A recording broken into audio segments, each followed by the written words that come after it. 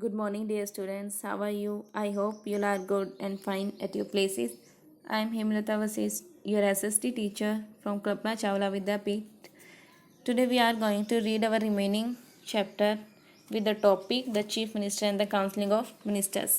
इससे पहले दो वीडियो बेटा मैं सेंड कर चुकी हूँ जिसमें हमने जो स्टेट गवर्नमेंट थी उसकी 2 हाउसेस को रीड किया था एंड साथ में हमने जो गवर्नर था स्टेट एग्जीक्यूटिव टॉपिक रीड किया और उसके जो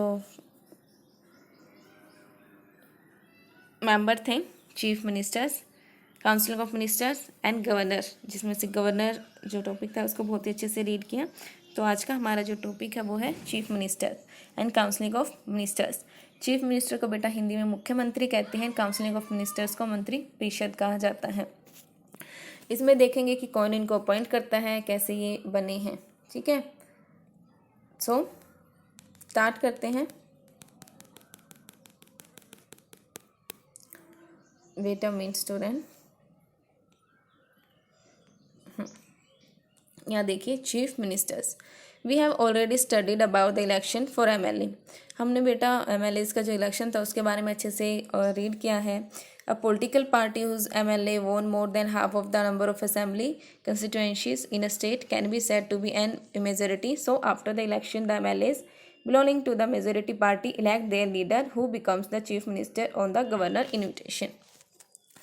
क्या होता था बेटा, जब एमएलए के वोटिंग होती है तो जब मेजोरिटी मिलती है किसी भी एक पार्टी के जो एमएलएज होते हैं कंस्टिट्यूएंसी में, जो निर्वाचन क्षेत्र होता है बेटा, उसमें अगर किसी भी एक पार्टी के जो मेंबर्स हैं, उन एमएलएज हैं, उनकी मेजोरिटी ज़्यादा होती है तो वो अपना लीडर को चूज़ करते हैं एज ए चीफ मिनिस्टर। किन की इन्विटेशन से? गवर्नर के। If no party wins a clear majority a coalition government is formed. अगर कोई भी एक पार्टी को बेटा क्लियर मेजोरिटी नहीं मिलती है तो कोलिएशन दैट मीन्स उनमें एक गठबंधन होता है। In such a case the leader of the largest coalition और single largest party is invited by the governor to form the state government. The governor appoints the leader as the chief minister. The governor appoints the members of the council of minister on the recommendation of the chief minister. तो बेटा जो governor होता है वो जो party जो coalition हुई है उसमें से जिसके एमएलए ज़्यादा होते हैं तो उन्हीं के एमएलएज को एज अ लीडर चूज़ करता है फिर वो। ठीक है, और उसके बाद अपॉइंट करता है वो member of counselling of ministers के मेंबर्स को किसकी रिकमेंडेशन से? चीफ मिनिस्टर की। The political party that form the government is called the ruling party. और बेटा जो जिस पार्टी की मेजोरिटी ज़्यादा होती है, जिसकी गवर्नमेंट होती है, उसको रूलिंग पार्टी कहा जाता है और उसके जो अपोजिट होती है उसको पोजीशन पार्टी कहा जाता है। अब देखो टाइम पीरियड देखते हैं इसमें कि जो चीफ मिनिस्टर है उसका टाइम पीरियड कितना होता है। The normal term of the office of the chief minister and the council of minister is 5 year. उनका जो टाइम होता है बेटा उनका chief minister and council of minister का वो 5 साल होता है। And the power and function of ministers. अब देखो इनकी क्या क्या पावर है इनके पास और ये क्या क्या काम करते हैं। The chief minister is the real head of the state. वो एक रियल हेड होते हैं स्टेट के। He she supervise the work of the entire council of minister. He she distribute portfolios to the ministers of the state counselling of ministers. He she presides over the meeting of the cabinet and council of minister and communicate all decision made to the governor। वो preside कर सकता है बेटा meetings को और जितने भी decision होते हैं, जितने भी कम्युनिकेशन होता है, वो उसका जो डिसीजन है वो उनको दे सकता है गवर्नर को। He she is the responsible for the success और फेलियर ऑफ द गवर्नमेंट। और किसी भी एक स्टेट में वो जिम्मेदार होता है अपनी सरकार के फेल और सक्सेस होने में। Resignation by the chief minister is treated as the resignation to the of the entire council of the minister। तो कह सकते हैं बेटा यहाँ पर कि वो सुपर्स होता है, मतलब कि काउंसिल ऑफ मिनिस्टर्स में जो सबसे ज़्यादा जो पावर होती है वो किसके पास होती है? चीफ मिनिस्टर के पास, और वो किसी भी स्टेट के रियल हेड होते हैं। उसके बाद आता काउंसिलिंग ऑफ मिनिस्टर्स। यहाँ पर हमने रीड किया चीफ मिनिस्टर के बारे में। अब नेक्स्ट जो टॉपिक है बेटा वो काउंसिलिंग ऑफ मिनिस्टर की। काउंसिलिंग ऑफ मिनिस्टर कौन होते हैं? मंत्री परिषद। कौन इनको अपॉइंट करता है? There are 3 categories in the council of minister: cabinet minister, minister of state and deputy minister. The council of minister is collectively responsible for the state legislative assembly. If a vote of non confidence is passed by the assembly against any minister, the entire minister has to resign. अगर बेटा जो vote है non confidence पास किया जाता है assembly के विरुद्ध, किसी भी मिनिस्टर के विरुद्ध, तो the entire minister has to resign.